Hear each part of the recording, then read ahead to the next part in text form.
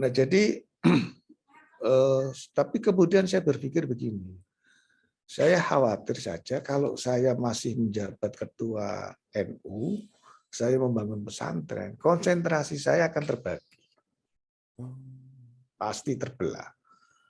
Ya, dan mungkin yang akan dinomorduakan NU-nya, pasti akan memprioritaskan pesantrennya. Gitu.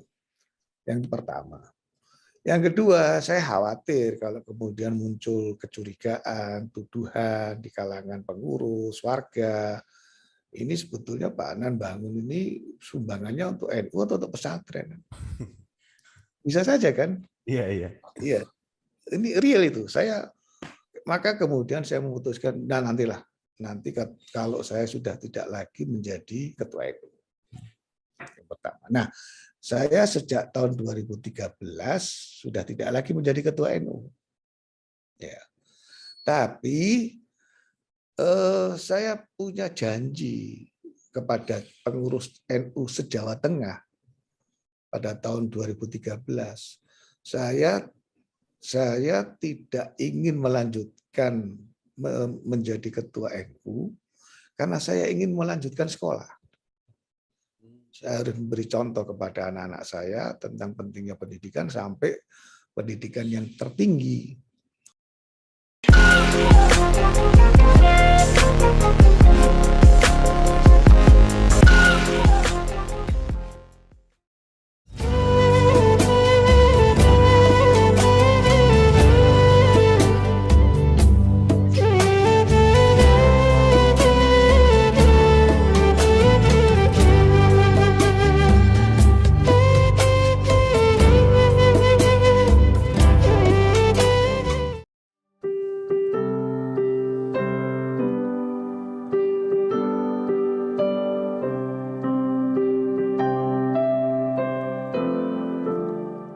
Assalamualaikum warahmatullahi wabarakatuh. Kembali lagi bersama saya, Bambang Y.R. Sadono, di channel Bangsa TV, di mana pada channel ini kami mencatat prestasi, mendorong kreasi, dan membangun motivasi. Setelah sekian lama ini akhirnya saya kembali lagi ya, kembali mewawancarai lagi, sekarang dengan tamu yang sangat spesial sekali ya ini ya, yaitu Bapak Dr. Kiai Haji Muhammad Adnan. Ya, dari dosen FISIP Undip seperti itu. Sebelumnya mungkin saya mau tanya kabar dulu nih Pak Adnan, bagaimana kabarnya nih Pak Adnan? Alhamdulillah Mas Raja. Iya, kemudian kalau akhir-akhir ini apa nih Pak Adnan yang dikerjakan? Ya, yang jelas kewajiban utama kan mengajar di FISIP Undip. Ya. Lalu itu kewajiban yang utama yang berbasis dunia, ya. Lalu kewajiban yang berbasis akhirat, ya, mengajar juga, cuma di masyarakat, di masjid, di kampung, lalu di pesantren. Tapi pesantren ini masih dalam tahap rintisan. Karena baru saya mulai serius itu setahun yang lalu. Meskipun lahannya sudah 4 tahun yang lalu, tapi serius bangunan fisiknya baru setahun. Dan alhamdulillah meskipun masih belum selesai secara fisik, tapi sudah ada santri yang mukim di situ. Nah, ini memang pesantren untuk mahasiswa. Oh. Tidak untuk umum ya. Jadi, tapi tidak hanya mahasiswa Undip, cuma kebanyakan yang mahasiswa Undip karena lokasinya di Kelurahan Keramas, Kecamatan Tembalang, paling dekat dengan Undip. Meskipun sekarang ini belum PTM ya, masih online, masih daring, tapi ya alhamdulillah ada mahasiswa yang karena sudah tahap akhir hanya menulis skripsi atau harus riset lapangan di Semarang, ya itulah, alhamdulillah gitu.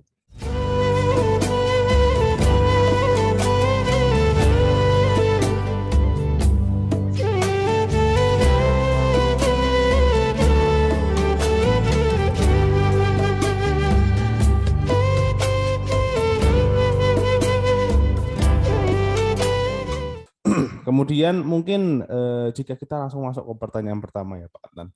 Enggak. Mungkin bisa diceritakan pengalaman Bapak sejak kuliah, kemudian menjadi dosen, kemudian pimpinan NU Jawa Tengah, sampai saat ini memimpin pondok pesantren di Semarang itu dulu jalan ceritanya bagaimana Pak Adnan, dan mungkin motivasi di baliknya itu dulu seperti apa sih? Iya, saya terus terang kuliah di Undip itu semester pertama masih merangkap di IAIN. Tapi karena sistem kredit di FISIP, maka kemudian yang IAIN saya lepas penuhnya di Undip. Tidak bisa dirangkap lagi. Waktu itu FISIP fakultas pertama yang menerapkan sistem kredit. Nah, karena sejak SMA sudah senang aktif di organisasi, maka ketika saya di mahasiswa aktif di organisasi di lingkungan Nahdlatul Ulama, yaitu satu di IPNU, Ikatan Pelajar NU Jawa Tengah, yang kedua di PMII, atau Pergerakan Mahasiswa Islam Indonesia, baik di tingkat Kota Semarang maupun di tingkat Provinsi Jawa Tengah, sampai lulus. Nah, lulus baru kemudian nggak menduga sih kalau mau jadi dosen gitu. Karena waktu itu ketua jurusannya almarhum itu ketika saya wisuda dia nanya, Mas Adnan setelah ini mau kemana? Ya pulang Pak. Waktu itu kan acara wisuda. Bukan, maksud saya pertanyaan saya setelah selesai kuliah ini terus mau kemana, mau apa? Saya pikir kan pertanyaannya mau kemana itu mau pergi mana? Saya jawab lugu, mau pulang. Oh, kalau itu saya belum tahu, Pak. Saya mengalir saja lah. Kalau saya terus terang yang penting saya menyelesaikan studi, nanti setelah itu saya mau. Nah, kemudian dia menawarkan, nah kalau kepengen jadi guru, daftar aja. Jadi guru kembali ke alma mater.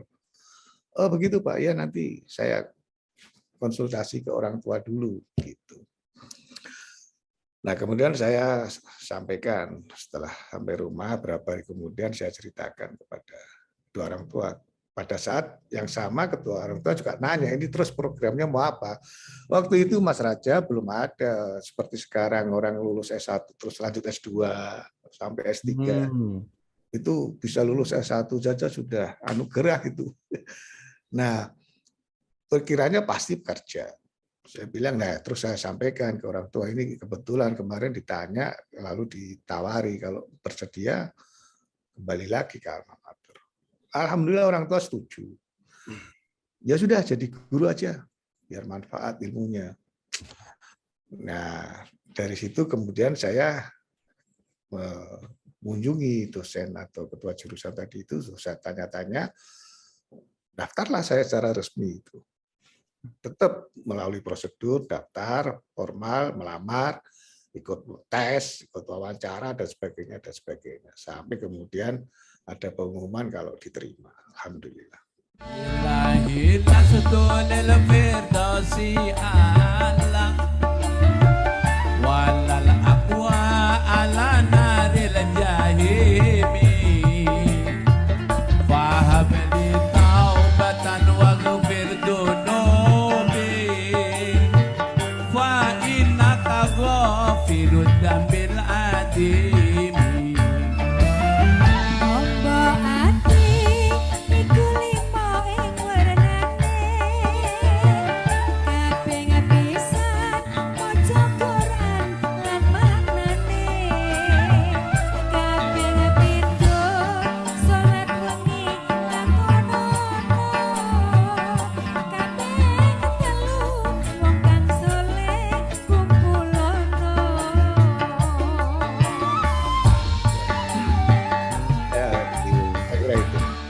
Iya, iya, soalnya saya baru mau tanya, soalnya kan itu kan tadi bilangnya wisuda kemudian S1 seperti itu ya.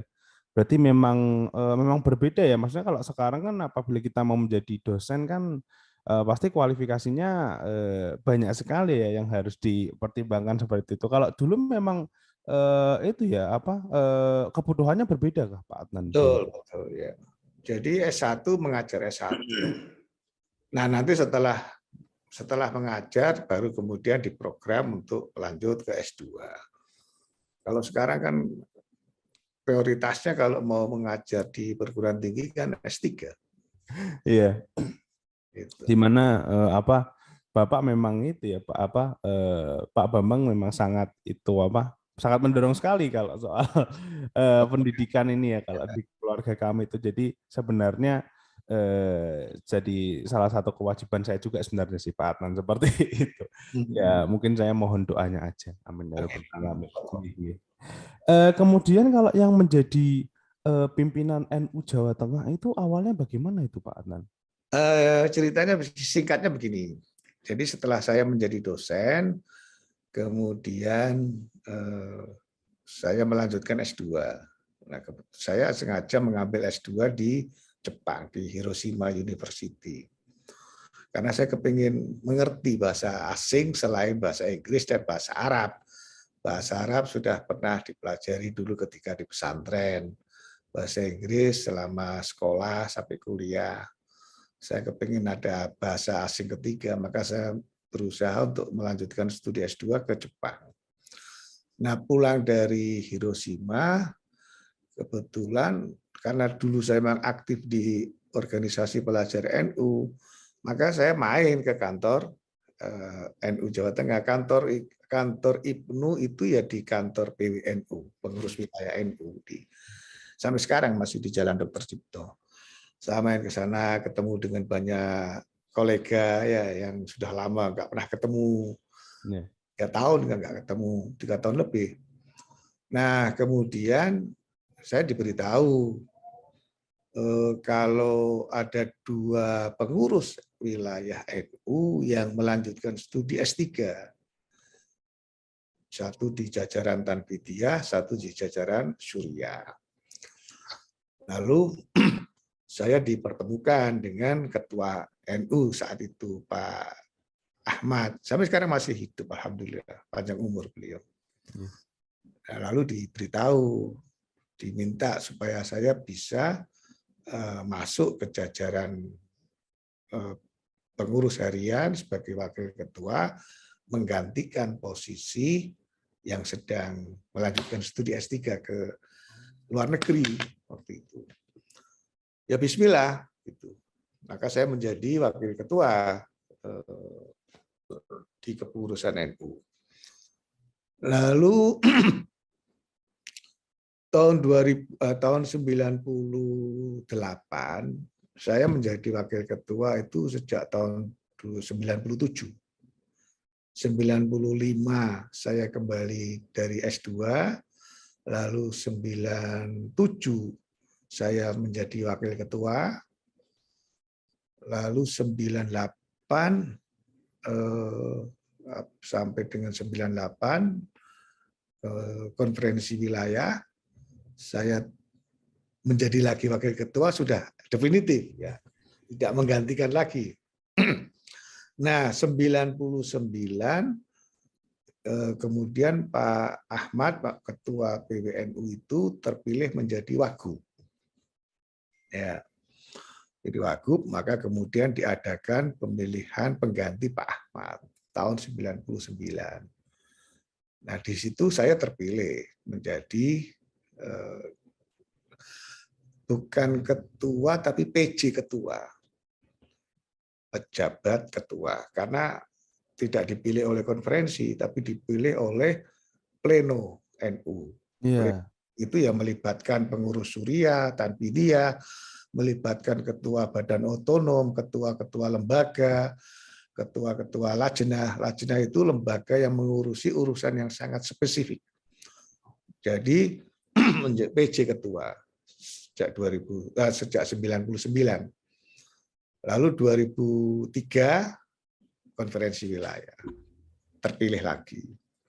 5 tahun 2008 konferensi wilayah terpilih lagi sampai dengan 2013. Jadi 14 tahun.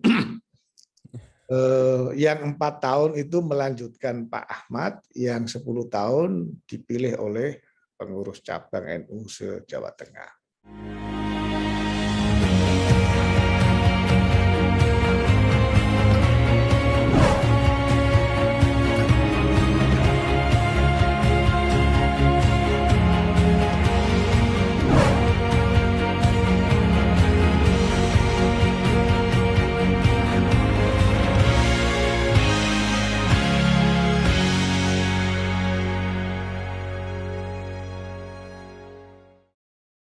Berarti ini sangat luar biasa sekali ya berarti. Maksudnya kalau menurut saya sendiri ini salah satu dedikasi yang kuat juga mungkin dari Pak Adnan ya. Maksudnya pada saat itu yang dipikirkan apa itu Pak Adnan? Maksudnya apakah dulu Pak Adnan tuh ada misi tersendiri dalam mencalonkan diri di organisasi NU ini atau bagaimana itu Pak dulu?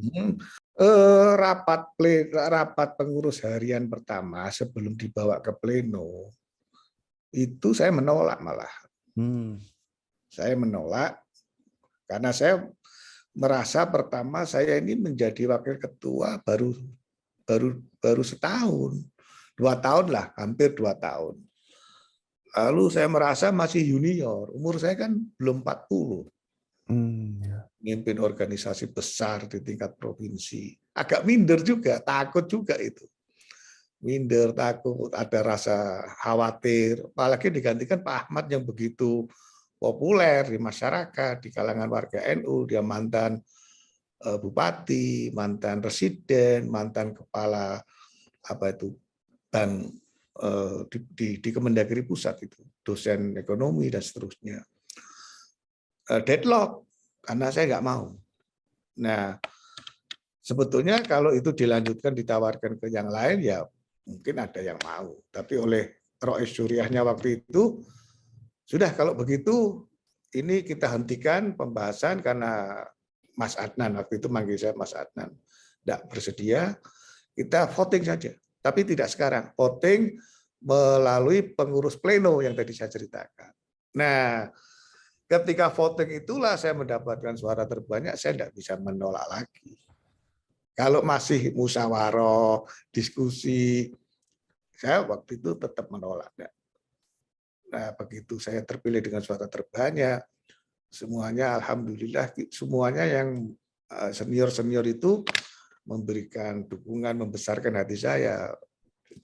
Dalam bahasa Jawa, "Cok khawatir, aku ngerewangi," gitu. Jangan khawatir, saya akan membantu sampean, seterusnya dan seterusnya. Berarti memang 14 tahun itu juga menjadi salah satu kesadaran bahwa oh berarti memang ini sudah menjadi jalan yang diberikan gitu ya oleh seperti itu Pak Adnan atau ada ya karena pertama senang organisasi ya. Makanya tadi ketika saya pulang sekolah itu saya selain kembali ke kampus saya kemudian main ke kantor PWIPNU lah sebetulnya ya. Main ke sana karena saya merasa dulu saya sehari-hari ketika menjadi pengurus IPNU di sana ya. Saya kepingin ketemu dengan banyak teman, banyak pengurus, banyak senior gitu. Nah, gara-gara main itu kemudian diberitahu ada wakil ketua yang sekolah lalu akhirnya jadi pengurus. Gitu. Ya karena sudah ada niat untuk khidmat segala macam ya karena senang berorganisasi kan punya banyak teman ya. Terlibat dalam diskusi bahkan kadang-kadang berdebat kan gitu. Kaping papat wonten ngira ingkang luwih kaping 5 zikir wengi ingkang suwe salah sawijine sapa bisa nglakoni insyaallah taala nyembadani Allahumma sholli wa sallim ala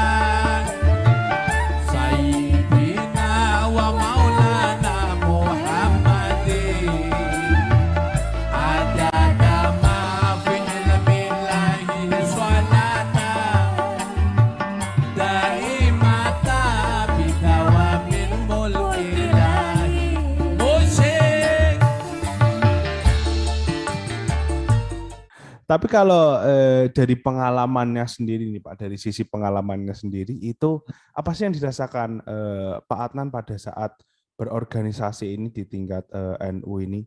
Apakah ada pengalaman menarik yang menjadi salah satu pengalaman yang merubah perspektif Pak Adnan atau mungkin merubah hidupnya seperti itu, Pak Adnan?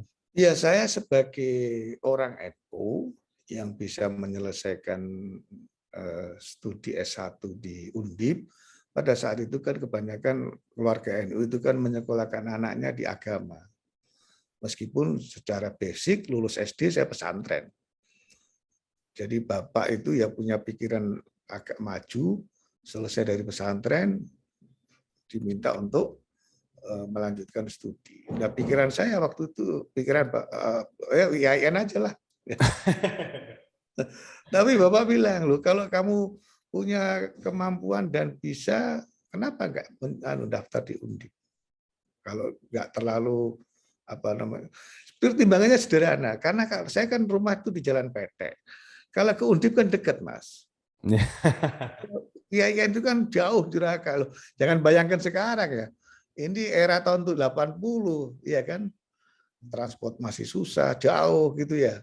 Iya. Kan yang deket aja, Undip kan deket, daftarlah ke Undip itu.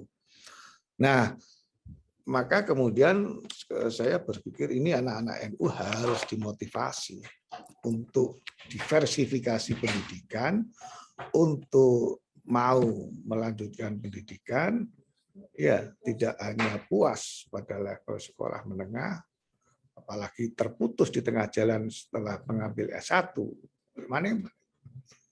Nah, saya makanya mulai menata itu bagaimana pendidikan warga NU, memperkuat lembaga ma'arif yang menangani pendidikan, kemudian membentuk lembaga pendidikan tinggi NU yang diadopsi oleh pengurus besar NU sampai sekarang, dan seterusnya dan seterusnya.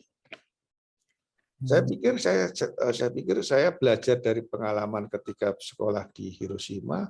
Tidak ada bangsa yang bisa maju kalau tidak didukung oleh SDM yang memiliki tingkat pendidikan yang memadai.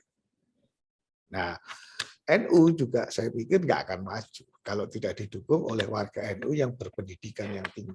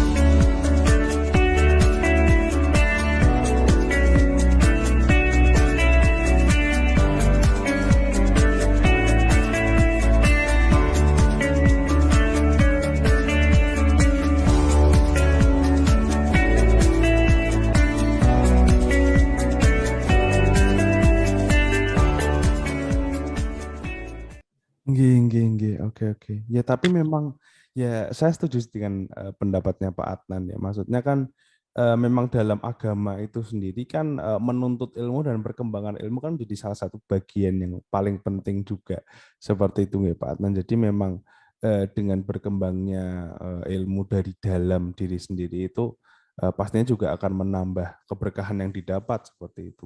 Ya. Terima kasih ya Pak Adnan. Maksudnya ini kan menjadi salah satu ilmu yang bermanfaat juga bagi saya seperti itu. Karena memang di sini saya juga masih belajar ya statusnya Pak Adnan di kuliah ini. Jadi memang dari wawancara ini tentunya saya jadi wawancara-wawancara lainnya juga dapat mendapatkan ilmu yang banyak juga seperti itu. Tapi itu ya tadi banyak fakta-fakta yang menarik juga ya. Di mana Pak Adnan itu bersekolah di Hiroshima ya di Jepang, kemudian juga bagaimana organisasi dan pentingnya pendidikan itu saya mulai melihat ini ada nilai-nilai yang sama dengan Bapak juga ini, dengan Pak Bambang juga, di mana memang berarti memang cocok seperti itu ya, Pak Adnan.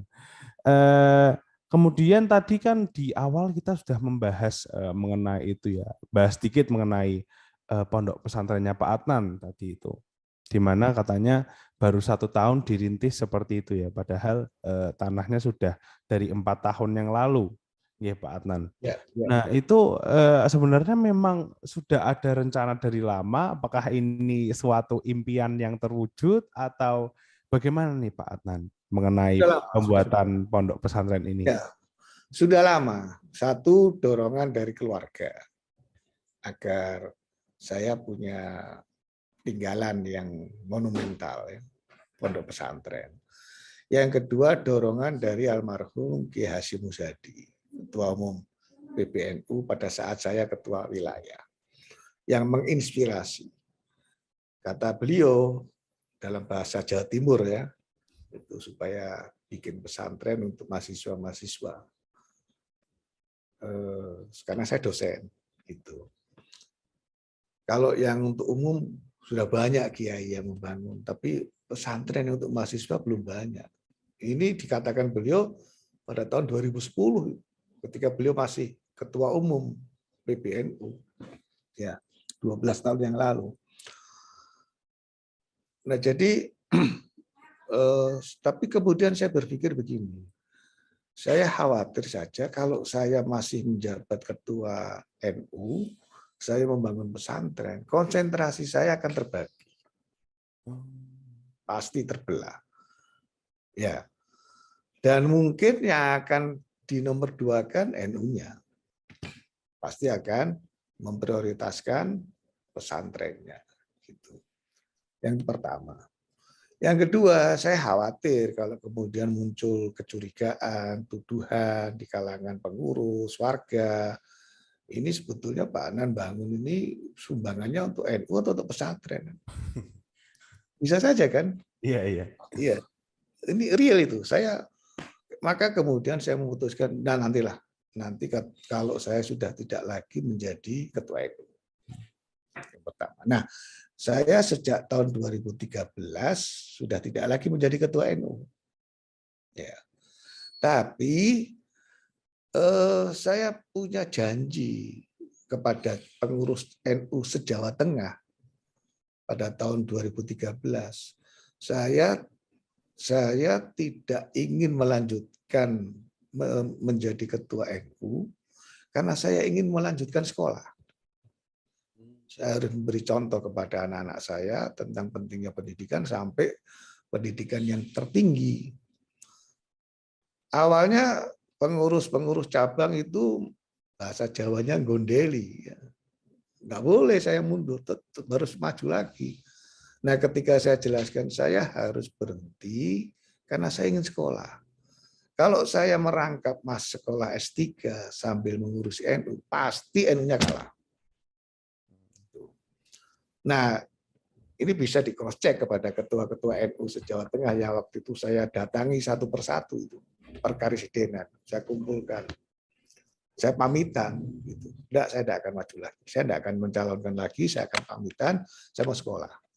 Nah, kemudian rencana untuk bikin pesantren saya tunda karena saya harus fokus ke sekolah dulu. Nah, begitu menjelang sekolah selesai, saya mulai menyiapkan. Ya memang dengan segala resiko, harga tanah sudah semakin mahal, ya, gitu. Tapi alhamdulillah, ya kolega, teman dan sebagainya itu masih nyambung. Itu jadi sebabnya kenapa baru sekarang ini ya. Itu pun soal lahan tersedia saya masih butuh waktu lagi untuk merealisir.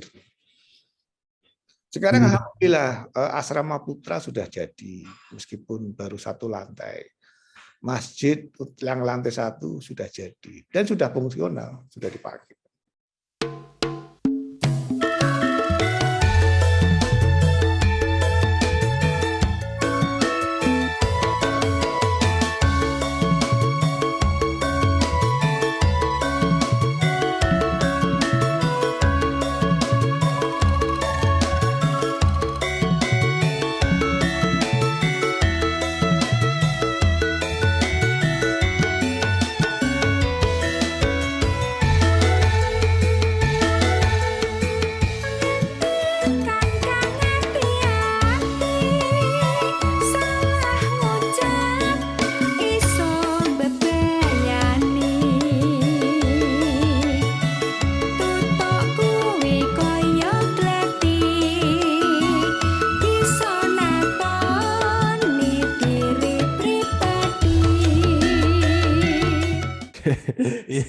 Luar biasa sekali nih memang perkembangannya dari pondok pesantren ini.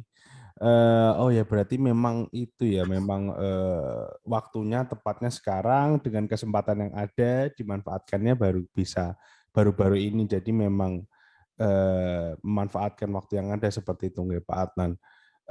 Kemudian kalau untuk pondok pesantren ini targetnya apa sih Pak yang mau dicapai dari pondok pesantren ini? Jika mungkin Ya, jadi share. ya, saya ingin mahasiswa-mahasiswa Undip itu menjadi calon intelektual yang religius, tetapi Indonesia. Religius, tetapi nasionalis.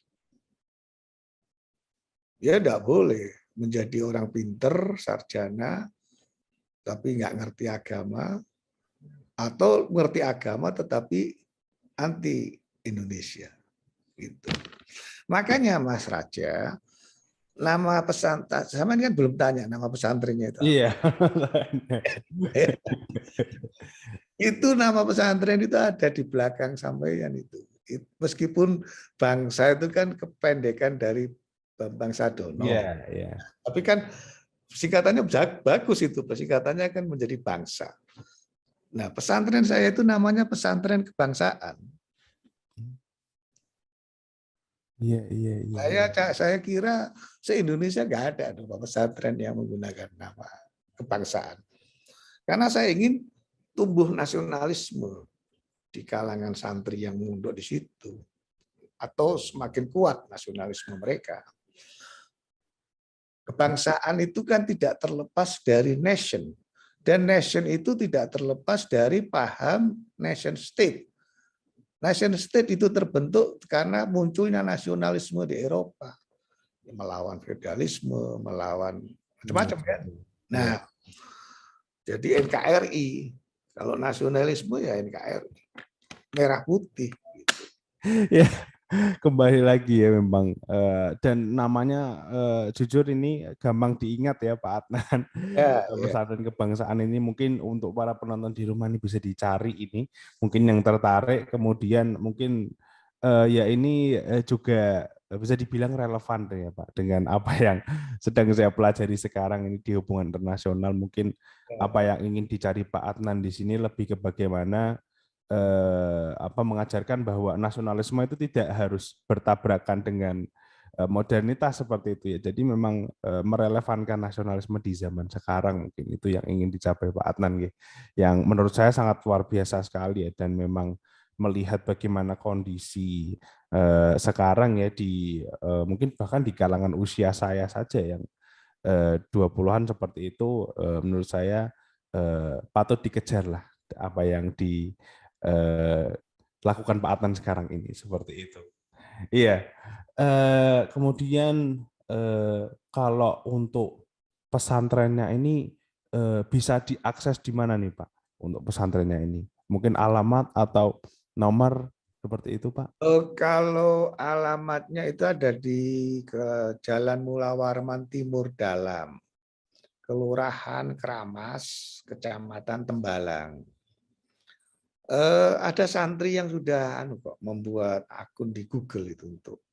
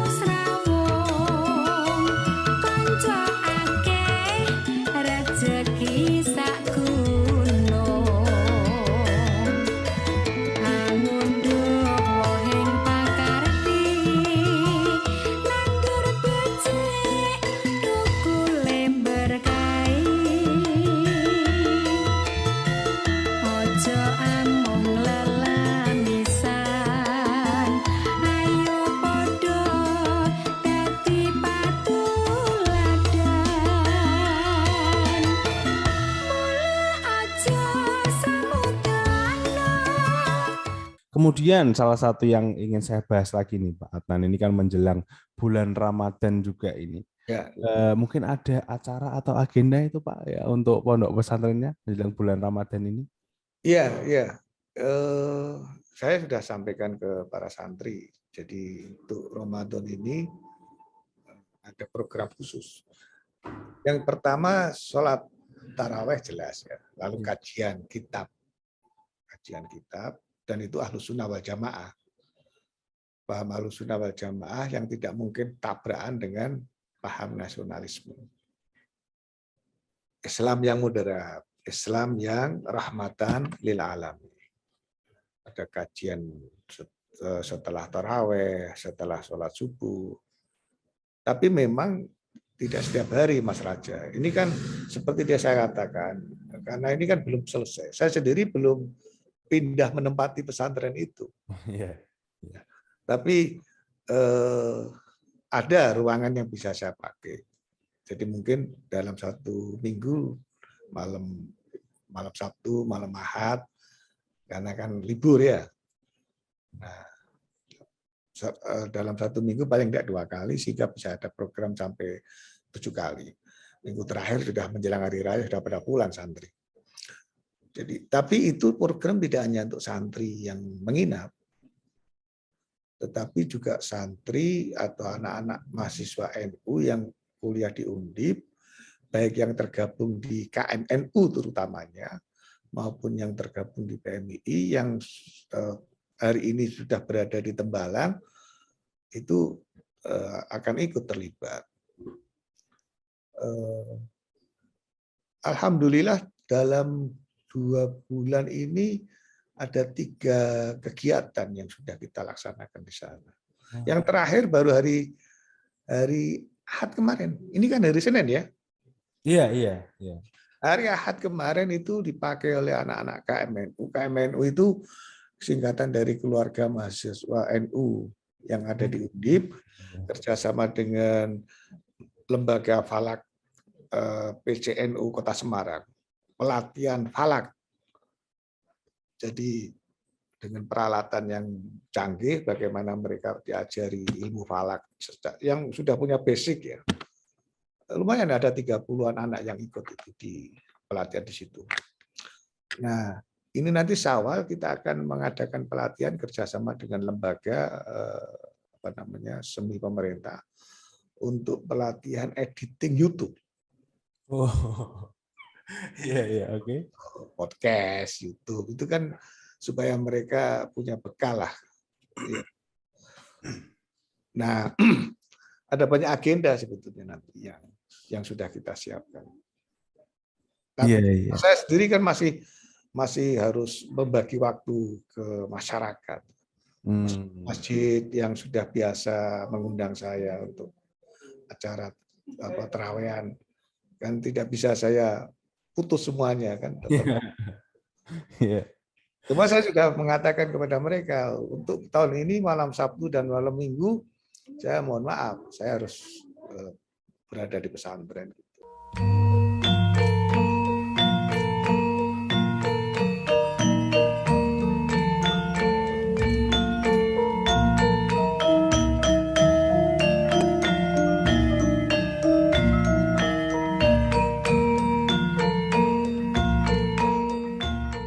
Berarti ya ditunggu saja lah ya Pak nanti.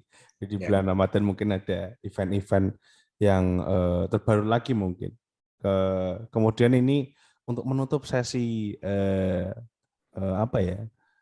tentang Pak Adnan ini ya, tentang pondok pesantren dan pendalaman dari kehidupan Pak Adnan ini mungkin saya mau bertanya mengenai itu ya, mindset yang mulai menyebar nih pada di usia saya. Maksudnya kan banyak yang berpikir, wah kenapa harus belajar agama sih? Sepertinya kok mondok itu sepertinya, ya maaf ini Pak Adnan ya, buang-buang waktu seperti itu. Apakah kita perlu itu? Kemudian kenapa nggak kita cari ilmu yang menghasilkan uang atau apa seperti itu? Jadi tingkat urgensinya itu dipertanyakan begitu.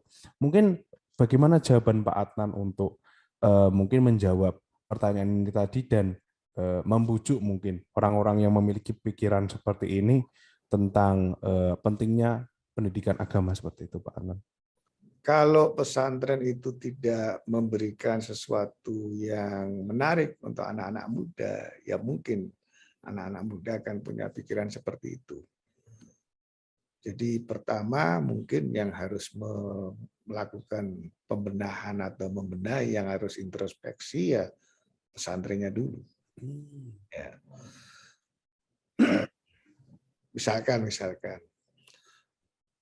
kalau pesantren itu tidak punya jaringan WiFi dan santri sangat terbatas mengakses informasi, itu juga mungkin dianggap nggak menarik pesantren. Ya. Makanya di pesantren kebangsaan begitu asrama jadi langsung saya pasang WiFi. Jadi mahasiswa, apalagi di pesantren mahasiswa ya. Ya kan. Nah, tapi di sisi lain para anak-anak muda ini juga harus memahami, karena sudah banyak bukti teknolog, ilmuwan, sarjana, kaliber internasional, bukan hanya kaliber lokal dan nasional, yang mengakui pentingnya ilmu agama di usia senja mereka. Karena saat muda tidak terlalu mementingkan, mengabaikan, ya begitu sudah tua, ya meskipun tidak ada kata terlambat, tetapi kan untuk memahami dan mengingat sudah lebih sulit. Saya kira anak-anak muda ini perlu bertanya kepada mereka yang secara keilmuan lebih hebat dari mereka, dari anak-anak itu, tanya kepada mereka. Karena tidak sedikit yang gelo, ya, kecewa karena di saat mudanya menganaktirikan ilmu agama. Jadi kepuasan lahiriah itu penting, tapi kalau tidak diimbangi kepuasan batiniah itu akan liar. Nah, kepuasan batiniah itu spiritual, itu yang akan menjadi benteng agar supaya kepuasan duniawi kita tidak menjadi liar, tidak merugikan kita.